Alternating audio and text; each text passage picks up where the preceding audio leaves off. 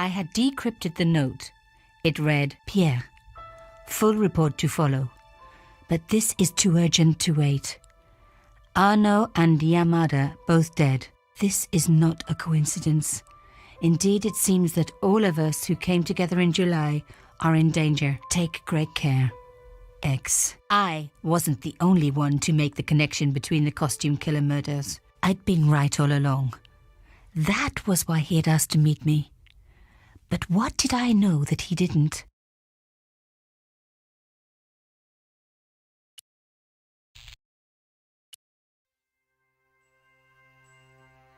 From this angle, I could see that something had been lodged in the gap behind the pipes.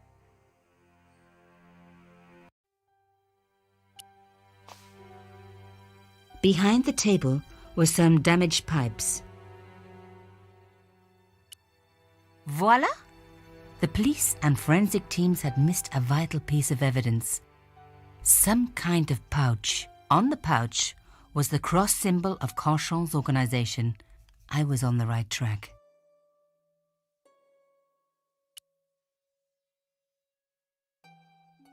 On the pouch was the cross symbol. Inside the pouch were two items. A strange metallic artifact and a letter in some kind of code. The artifact had a sword laid across scales, the scales of justice. I wondered if this connected to the room at the quayside. Another coded message using the same cipher system. So, Plantard was involved with Cochon.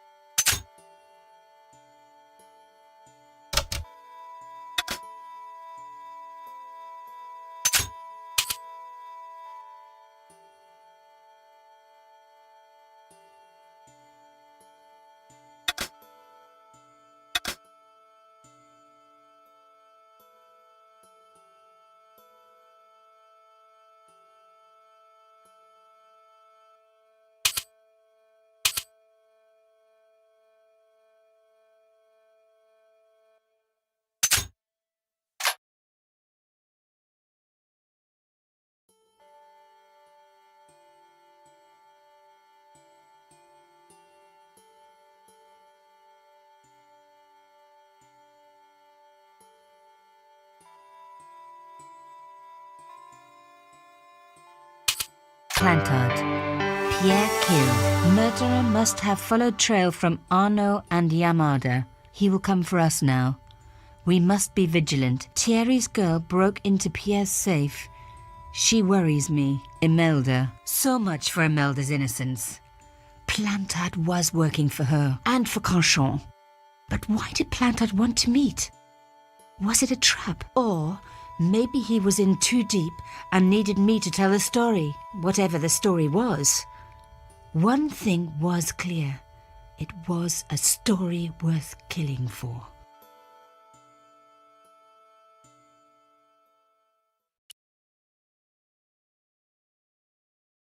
There was nothing of interest beyond some bloody debris.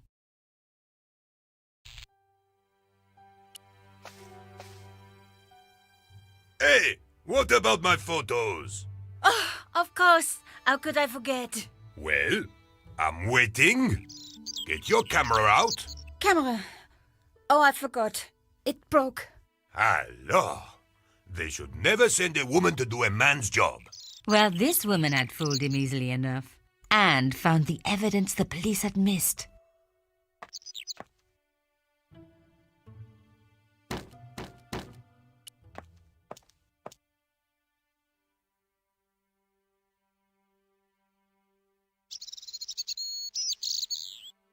The strange metal artifact I found in Plantard's pouch had pointed back to the quayside.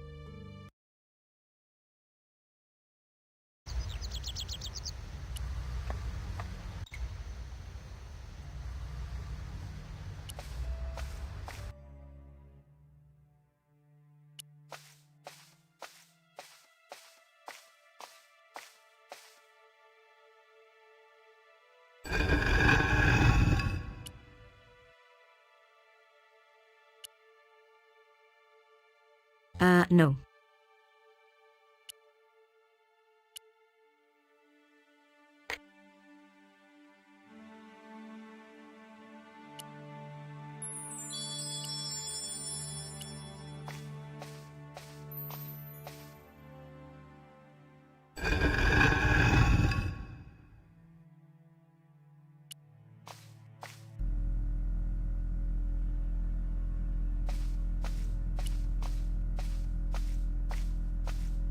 That wasn't going to help.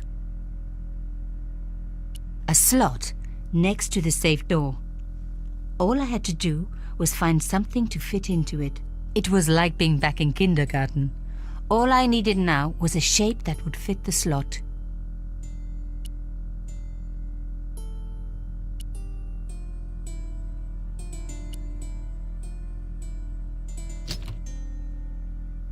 Plantard's key fitted the lock. So he must have used this place too. The folders were empty. Someone had removed anything that they thought could be incriminating. A photograph had been torn up. If I could just arrange the pieces.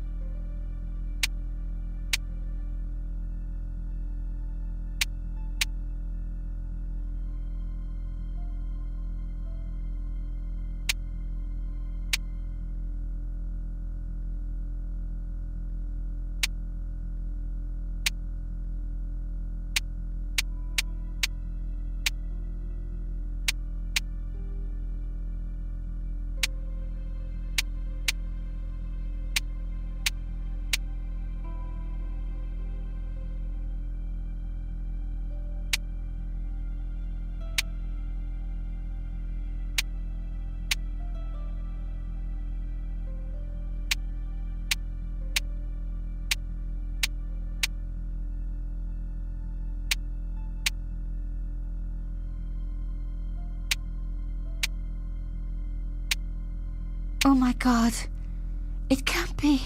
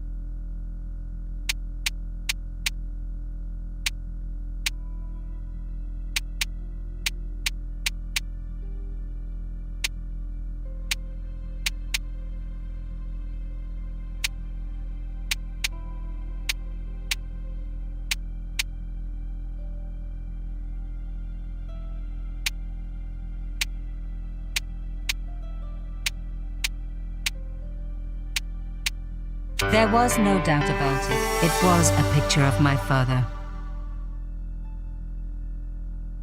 Papa! Oh, God. After what I'd gone through, I thought I could face anything, but not this.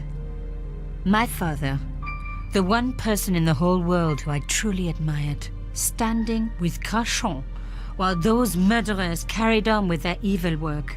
My father, grinning at the camera. I couldn't believe it. I realized that I desperately needed to get to the bottom of this story, and that I really needed George.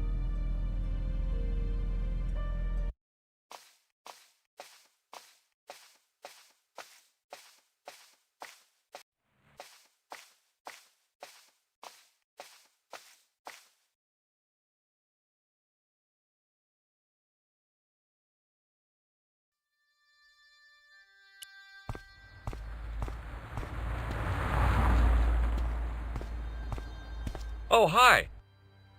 Bonjour, monsieur. Would you like me to foretell your future?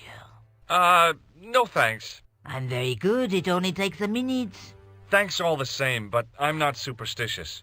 Besides, if it only takes a minute, that's not much of a future to look forward to. Are the flowers for sale? Oui, monsieur. Okay. I'll take a bunch of those white ones. I wouldn't do that if I was you. No? They are lilies, monsieur. Some people associate them with death. Yikes. Thanks for telling me. What other flowers do you have? Dahlias? What do they signify? Insecurity? I don't want to give her the wrong idea about me. What about the tall yellow ones? Those are iris, the flame of passion. And the little yellow ones? Sensuality. Well, they're no use to me. I want to make an impression, not jump down her throat. I've changed my mind. Will you tell my fortune? You're going on a long journey. My, oh my. What a surprise. Can you tell me anything I don't already know? Do you know a young woman called Nicole Collard? Yes, I do. She lives upstairs from me in the apartment block across the street. The door isn't locked, but you'll need to give it a gentle nudge. It sticks, you see, because of the damp. The landlord said he'd fix it before winter sets in. He's been saying that for 3 years. How long has Mademoiselle Collard lived here? A few months. She's in for a shock when the cold weather comes. Drafty windows, insufficient heating. It's a struggle to keep warm. The only reason I stay is because the rent is cheap. Your young lady, she deserves better.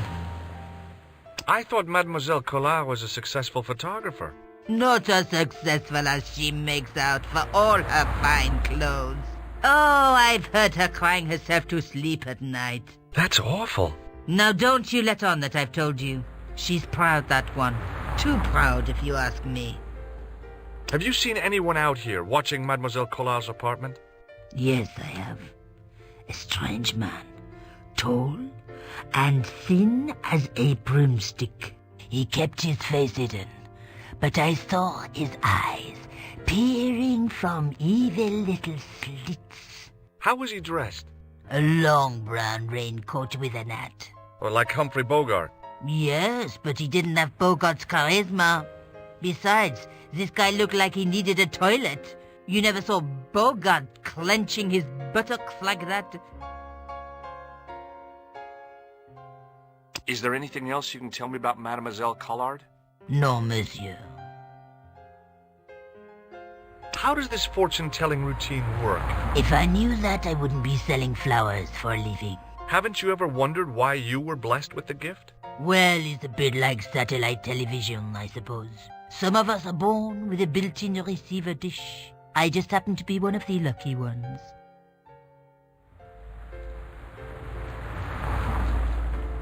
See you later. That's right, monsieur, you will.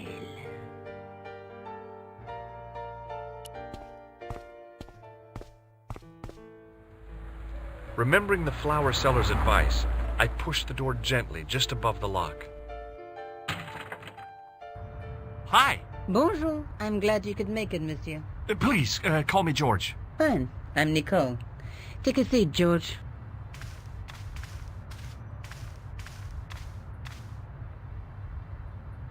Eh bien? And what have you been up to? I've been exploring the sewers underneath the cafe. I thought I could smell something bad. The clown used the sewer to escape and to change out of his costume. I guess he was in a hurry. He left his jacket behind. And? I got his tailor's phone number. You had better luck than I did. Luck, she said. Luck. Hard work, I'd call it. What happened? My editor told me to drop this story. Can you believe it? But you're not going to do that. Oh no. I'm going to find out what's behind these killings. It just doesn't add up. It almost feels like some sort of conspiracy.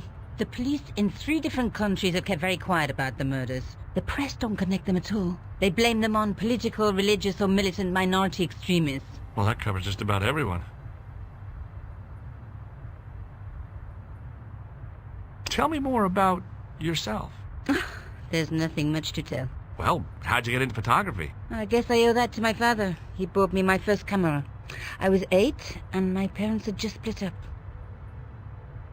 Did you live with your father? Yes. My mother went off with her new boyfriend. I didn't mind. Papa was all I needed.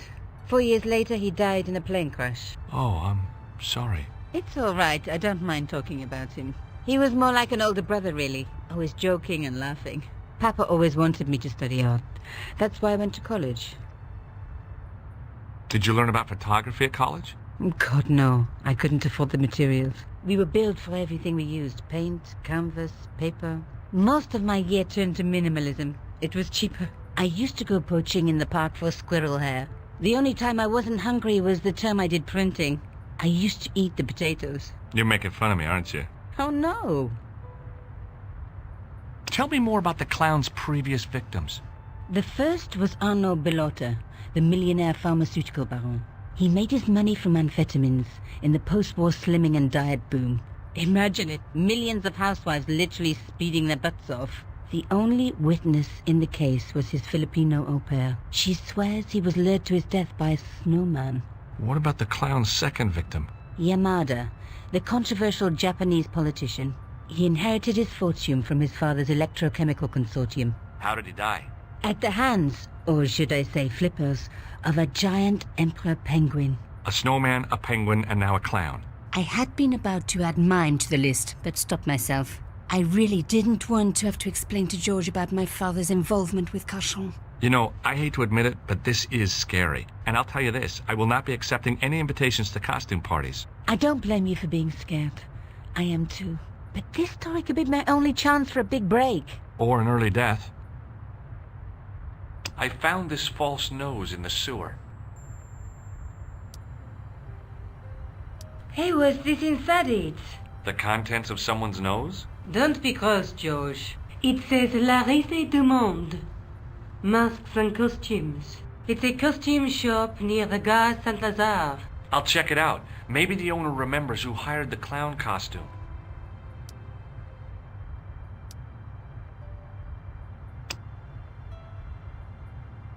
I found this tissue down the sewer. That's disgusting, George. No. I think the stuff on it is grease paint, like actors use, or clowns. It's still disgusting. Get rid of it. I found a piece of material near the cafe. When I showed it to the concierge, he recognized it right away. It's very distinctive, all right. Just wait until you see this. I developed a film I shot at the cafe. Here, George. It's an enlargement I made. Look what that guy's wearing. Checkered pants. The same material as I found in the sewer. That's right. This guy shouldn't be difficult to find. Oh, no? Take a close look at his right cheek.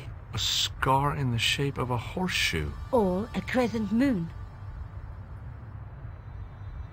How come you enlarged this photograph of me? Because I noticed the guy behind you, of course.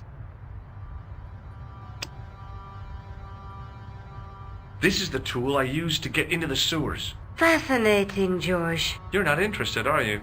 Oh, of course I am. I think it was very brave of you to go down those sewers. Yeah? Well, it was kind of scary, but, well, I had a job to do.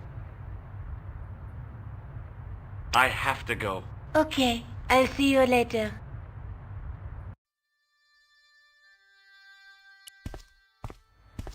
Oh, hi. Bonjour, monsieur. How's your girlfriend? She's not my girlfriend. Maybe not yet, but I see your paths entwined in the future. I doubt it. Do you recognize the man in this photograph? Oh, what a hunk. He's a killer. I can see that. His eyes say it all.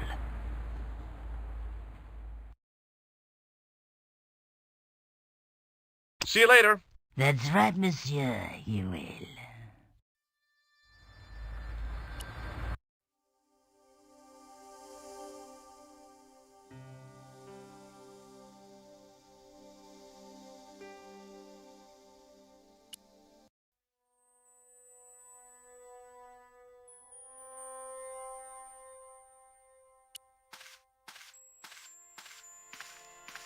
It was an antique phonograph, the kind you have to wind by hand.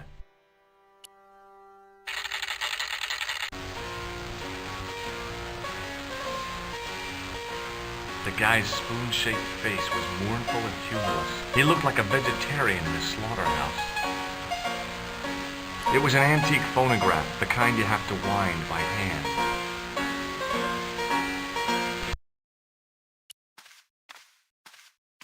Excuse me. Bonjour, monsieur. Please, come in. Welcome.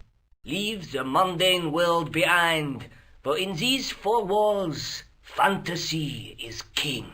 I don't want a costume. Didn't you ever dress up when you were a child? Not that I remember. Incredible! You'll be telling me next that you never shared your elder sister's lingerie. I don't have a sister, and I think I'd look pretty silly in a brassiere. I just need some information. Of course. How can I help you?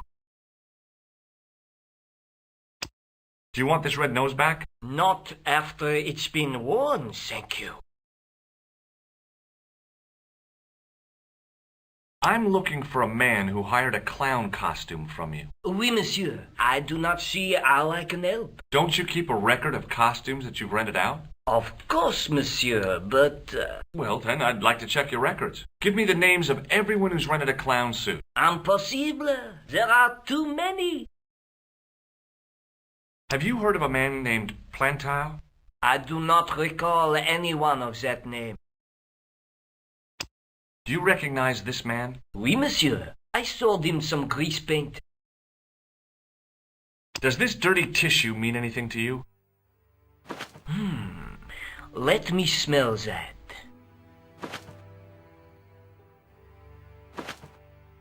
Bestheimer's number 7 white pancake. Theatrical grease paint, right? Oui, monsieur. La crème de la crème of Thespian accoutrement. Have you sold any of it recently? Yes, 2 cans. Do you recognize this man? Ah oui, he was here this morning. That is the man to whom I sold the grease paint. I remember the scar on his face. He chose 2 costumes, Bozo the clown and Seamus the pixie. A pixie? Very smart. Green silk with a taffeta lining. He gave me his name as Monsieur Khan. What does this tool mean to you? Nothing, monsieur. Thanks for your help, buddy. My pleasure, monsieur. Allow me to shake you by the hand. Huh? Well, okay.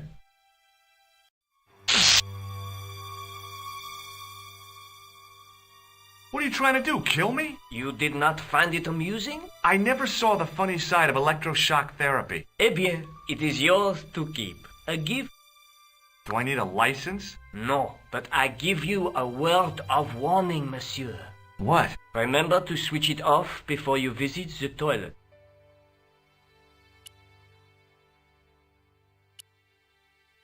It was the shake and shock buzzer I'd been given by the man in the costume shop.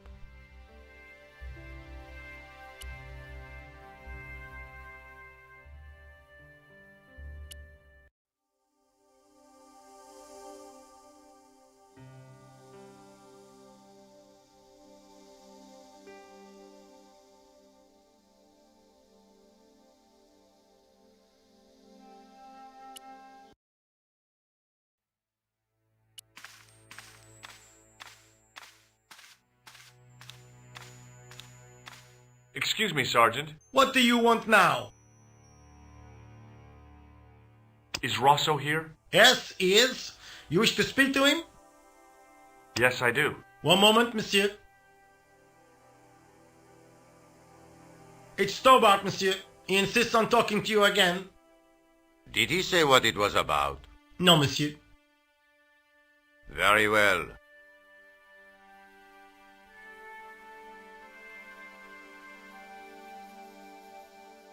Hi, Inspector. Remember me? But of course, Doctor. My mind is a well-ordered faculty.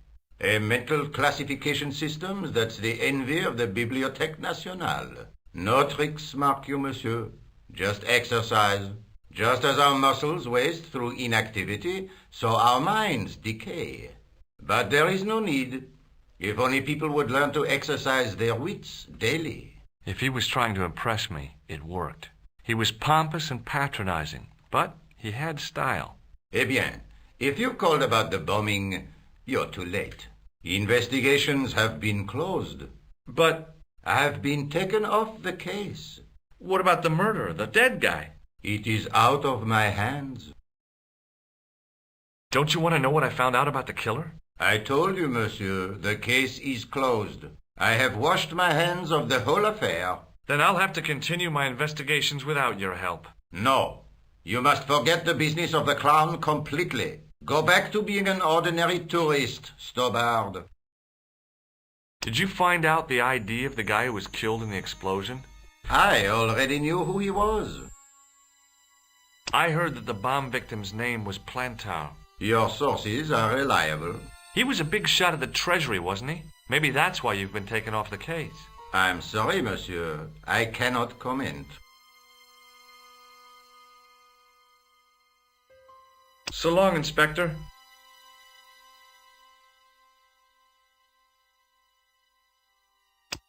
Do you recognize the man in this photograph? No, monsieur. It's the guy who bombed the cafe.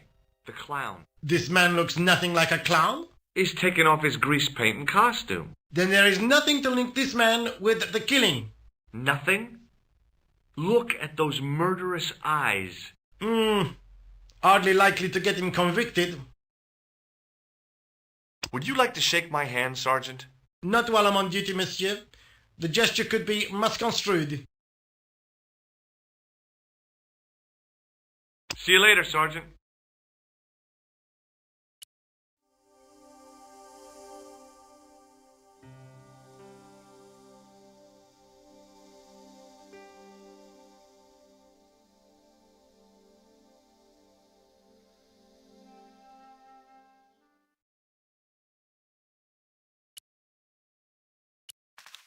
It was just some police paperwork, a search warrant.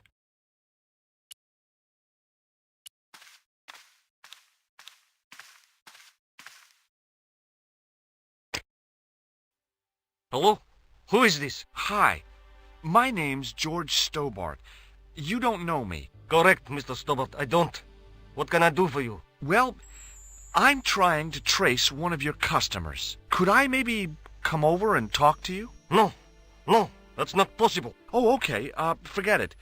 Listen, all I want is a name. What are you talking about? Who are you working for? I guess you might say I'm acting in the interests of truth and justice. Ah, thank God. I thought you were the police. There are innocent lives at stake, Mr. Todrick. Lives that you could save. You're collecting for charity, yes? No, I'm not.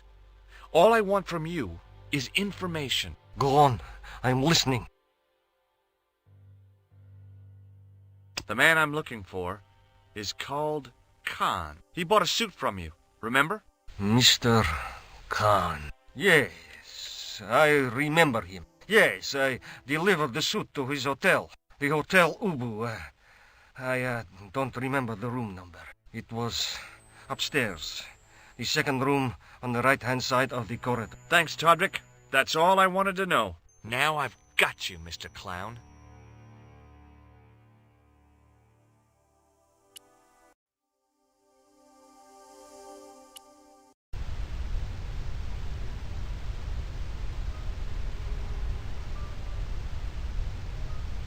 The man looked like an amiable Bigfoot. The guy looked just like a weasel.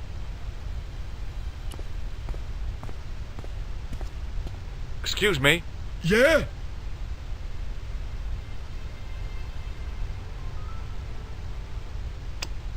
Do you recognize the guy in this photograph? Is this a trick question? No, I simply asked if you recognized him. Okay then. No, I don't. Do you happen to know a guy named Khan? That ain't nobody I know. You ever meet a guy called Plantow? No, I ain't. You missed your chance. If you're quick, you'll catch him at the coroner's. Have you seen a guy dressed as a clown? No, I ain't. Don't tell me I missed him. Oh, that's too bad. I love the clowns, don't you? I've seen daytime television that was funnier. I love it when the little guys get hurt. That figures. Custard pies, hose pipe down the pants, then smack! A plank in the kisser. Shake my hand. Nah. Oh, rats. See you later. Not if you see me first. The guy looked just like a weasel. Excuse me? Yes?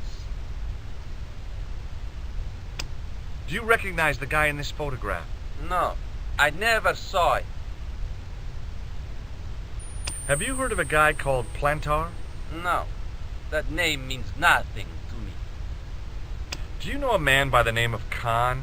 No, I don't. It's very important I get to see him, and... I told you, I don't know it. Will you shake my hand? Are you joking? Who knows where it has been?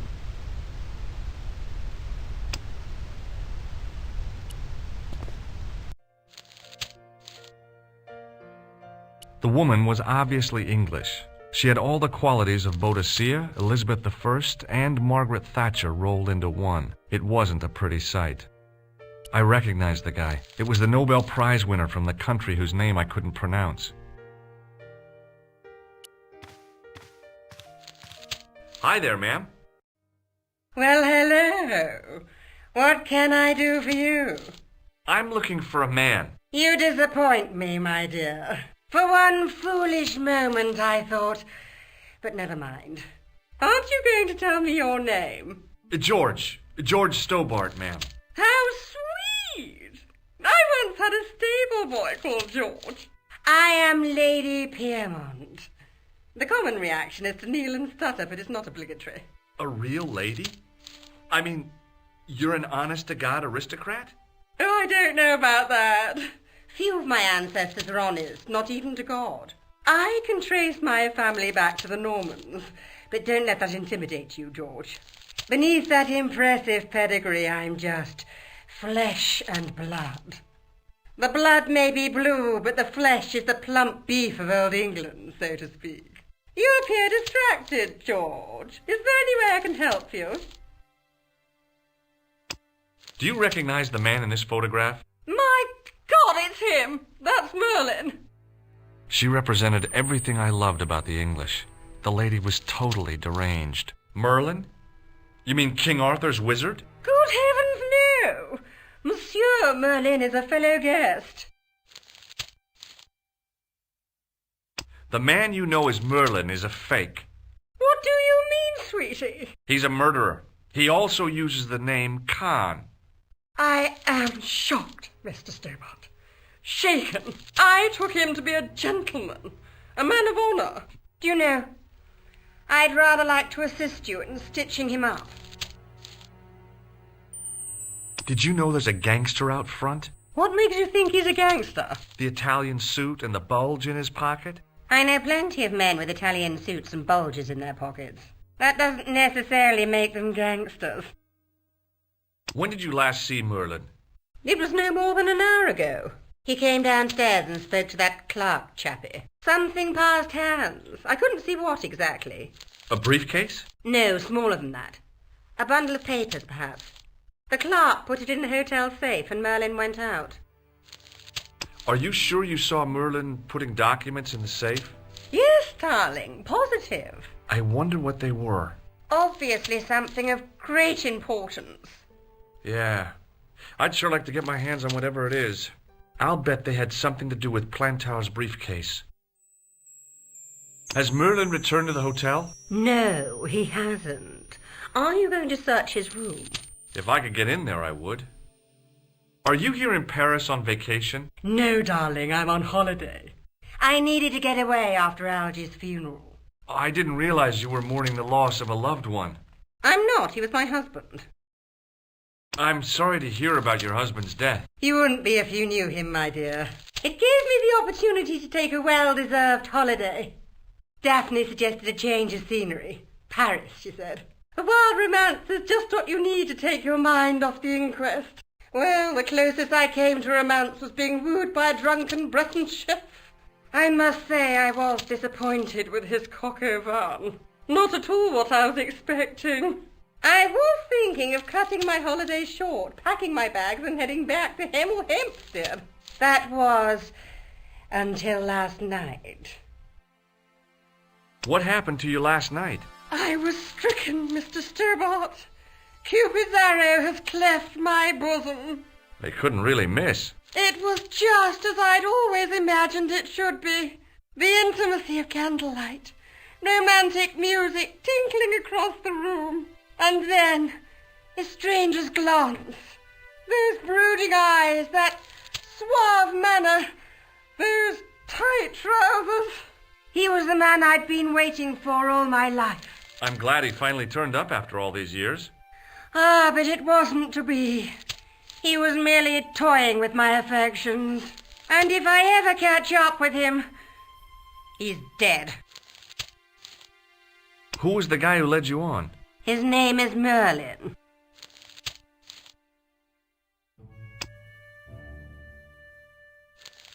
I recognized the guy. It was the Nobel Prize winner.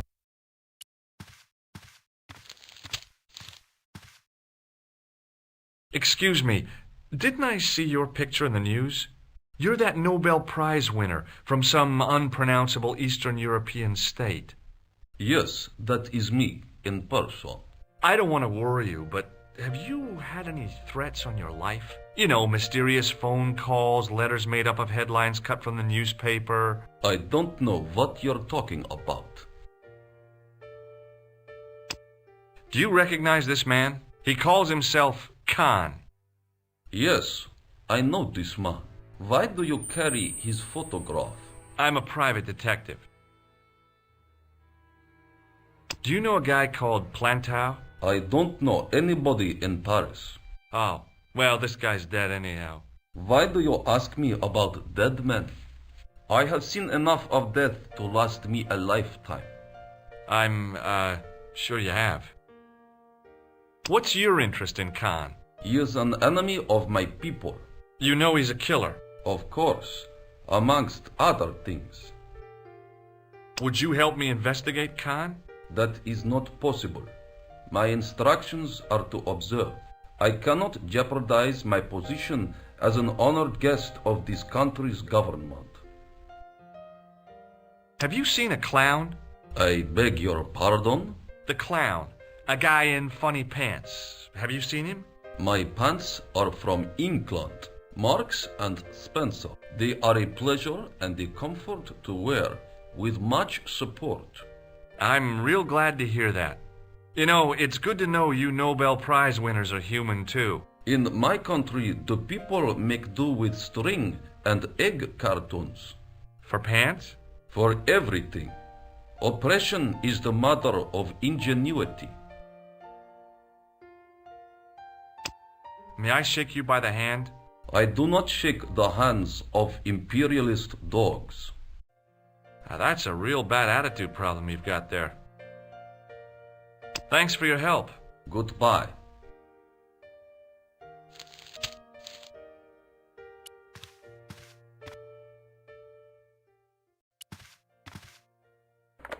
The door was locked.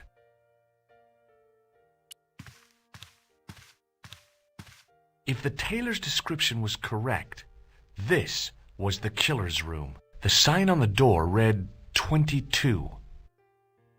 The sign on the door read 22. The door was locked.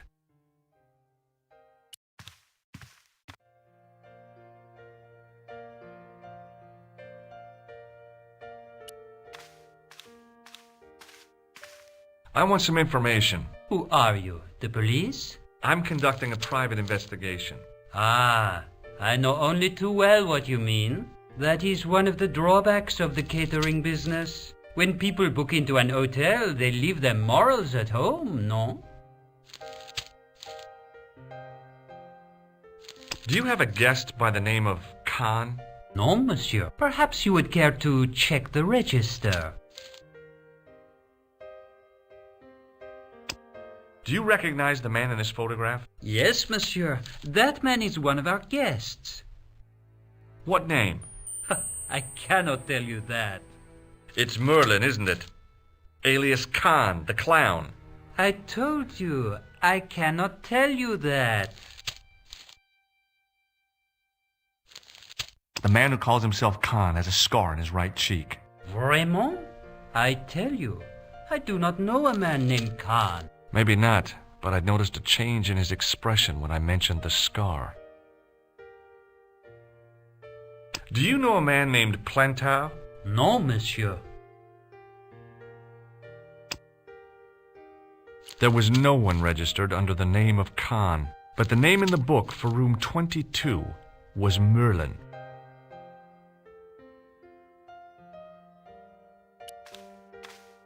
Excusez-moi, monsieur. What? You were trying to steal that key, no? No way. The clerk wore... What now, monsieur? About the key hanging on the hook over there. Oui, monsieur. Which room is it for? Number 21. Is that room taken? No.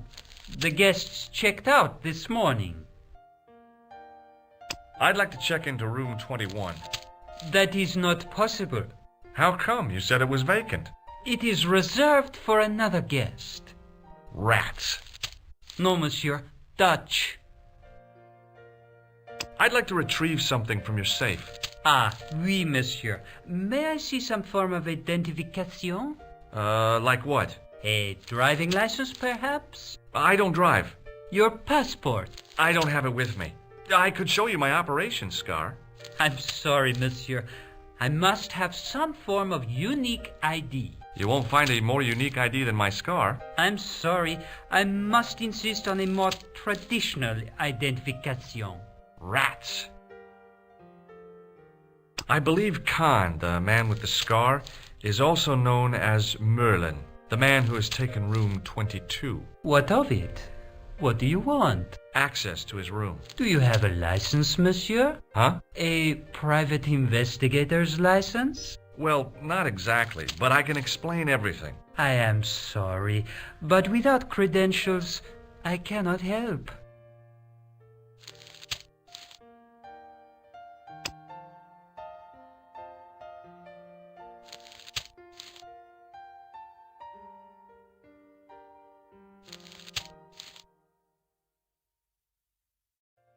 The clerk wore a disdainful expression like he'd been born with it. There was no one registered under the name, but the name in the book.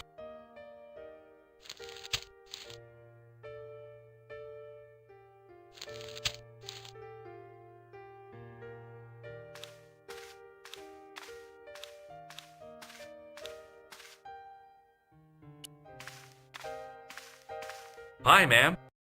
Hello, George. What can I do for you now? Would you distract the clerk while I borrow a key? Are you asking me to aid you in a criminal act, darling? Oh, no. It's the key to an empty room. And why, may I ask, do you wish to gain access to an empty room? Do you plan to squat? No, ma'am. Scouts honor? I was never in the Boy Scouts, ma'am. Oh, you should have been. What were your parents thinking of? It's a fine way for a boy to get licked into shape. Now tell me, why do you want to get into that room? It's next to the room the killer is using. Ah, so you plan to eavesdrop on Merlin? I was hoping there might be a connecting door. Well, how can I refuse? I shouldn't think my feminine charms would be much use in this case, but a good dose of English arrogance might do the trick.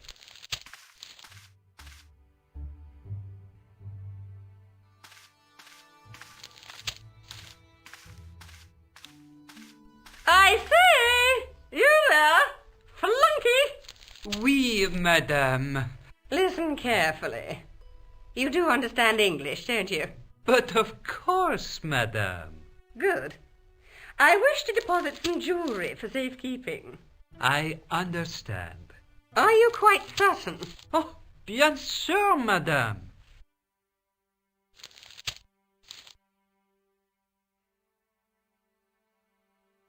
Over to you, my dear.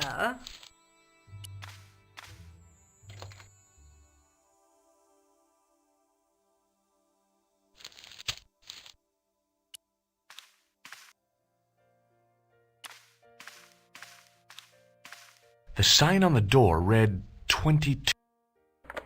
The door was locked. It wasn't the right key for the door.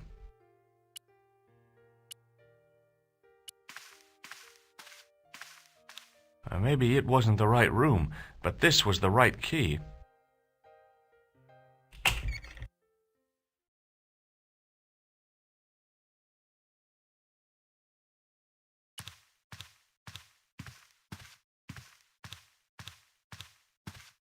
A cabinet stood beside the bed. The cabinet was empty, but it smelt of onions. No kidding, it really did.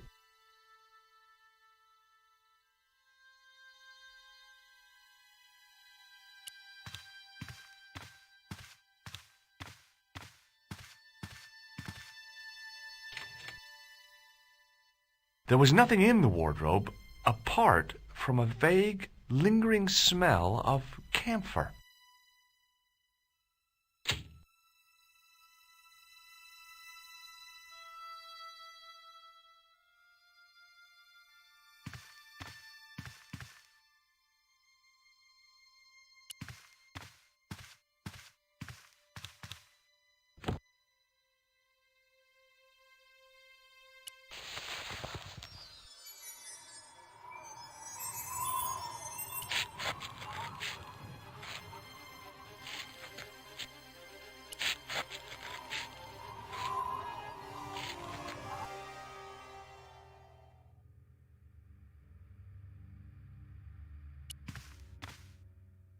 The assassin had been too smart to leave incriminating evidence beside his bed.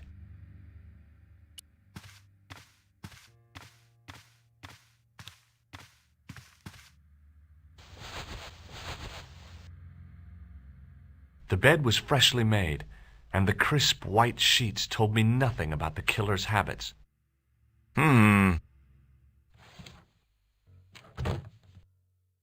It was the battered leather briefcase I'd seen Plantar carrying just before he died.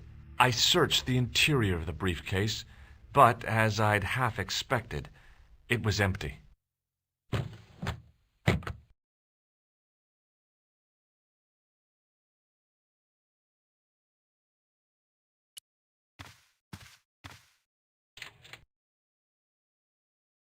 The closet was a solid, impressive piece of antique furniture.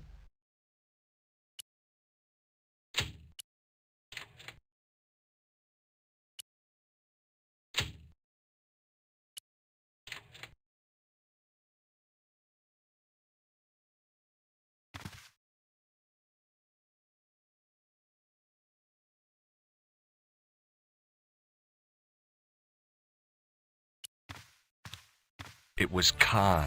I had the kind of feeling in my stomach that would usually send me running to the bathroom.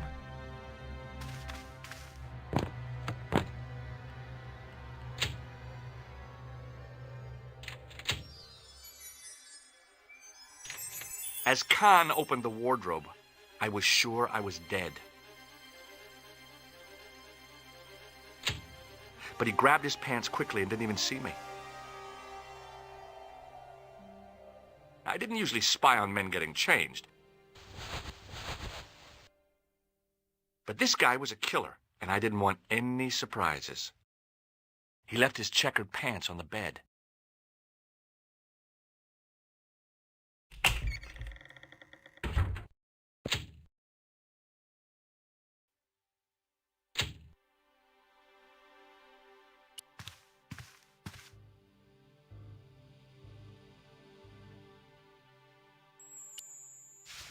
I flipped the pants over. It looked like there could be something in this pocket. I had that kind of feeling you only get from searching still warm pants. I found an ordinary matchbook. No matches, no clues. But as I pulled it from the pocket, a strong thread came with it. A thread with a metal tag on the end.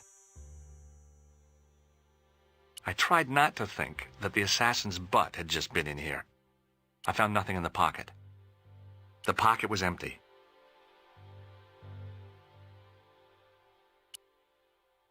I pulled on the metal tag and the thread came out of the pants. It was like pulling out a ripcord. I turned the pants over again.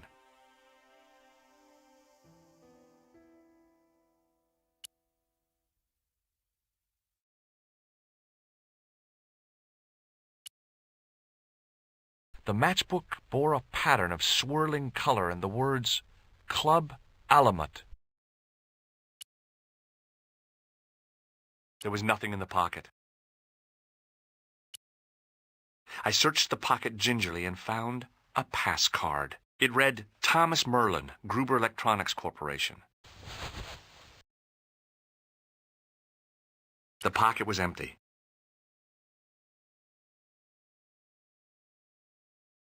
There was nothing else in the secret pocket. There was nothing in the pocket. I turned the pants over again. The pocket was empty. I found nothing in the pocket. I turned the pants over again. It was the card I'd found in the hotel bedroom. It read, Thomas Merlin, Gruber Electronics Corporation.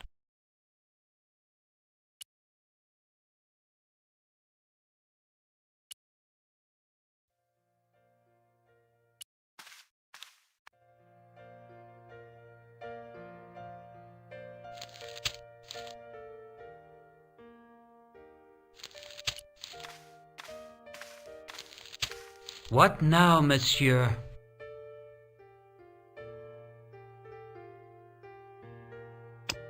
Do you recognize this key? That is the property of the Hotel Ubu. Correct. May I ask how it found its way from the little hook to your pocket? Would you believe it was put there by a poltergeist? No, monsieur.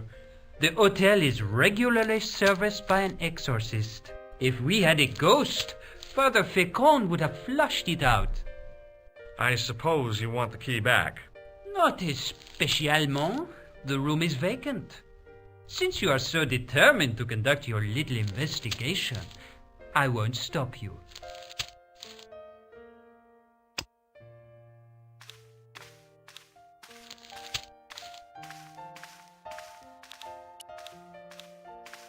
Hi, ma'am. Hello, George. What can I do for you now? I found this pass in Merlin's room. So, that deceitful little man is passing himself off as an electrician, is he? Uh-huh. This guy probably has 1,000,000 faces. I found this matchbook in Merlin's bedroom. It came from the Club Alamut. It might be useful to find out if that club is in Paris, George.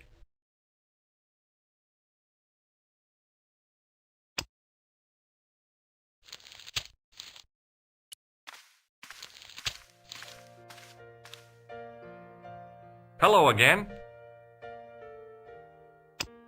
Do you recognize this card? No, I do not. Does the name on this matchbook mean anything to you? Indeed it does, for Alamut was the home of the old man of the mountains. You do not know him? No, I don't. Thanks for your help. Goodbye.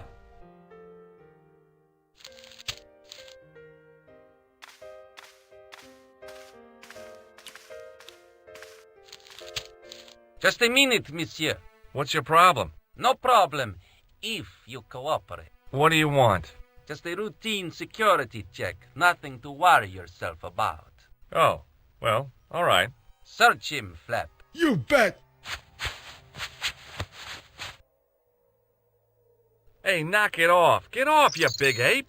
Nothing, Guido. Zilch. Our apologies, monsieur. What? I had to report you to the authorities. Randir, we are the authorities. You want I should break his arms? No. Let him go, Flap.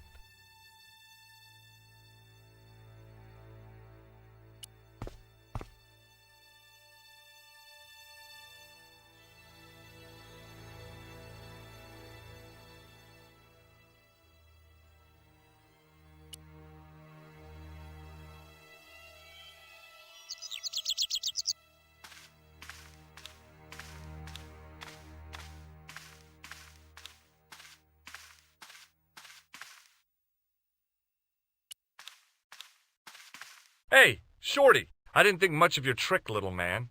I don't know what you're looking for, but you picked on the wrong guy. Maybe you'll spread the word around the sewers. George Stobbart is on the case. That's Stobbart. 2 B's and 2 T's. It sounded impressive to me, but the weasel didn't seem to share my enthusiasm. Still, I figured he'd think twice before gunning me down in the street in cold blood. I do not like your tone. Oh, yeah? And what are you going to do about it? If you do not go away, I will gun you down in cold blood, right here in the street, without thinking twice about it. Get lost, creep. Oh, yeah? And what if I don't? What if I call the cops? First, I break your arms at the elbows and wrists. Then, when you recover consciousness, I break your fingers. There's just one flaw in your plans, Ape-Man. What's that? It's broad daylight. I don't think even you would assault me on a busy street. Of course, this tranquil square at the end of a cul-de-sac. This isolated corner of Paris that hasn't seen a street sweeper's brush since VE Day. This would be just about perfect for a mugging. Pardon me, I'm about to get very lost.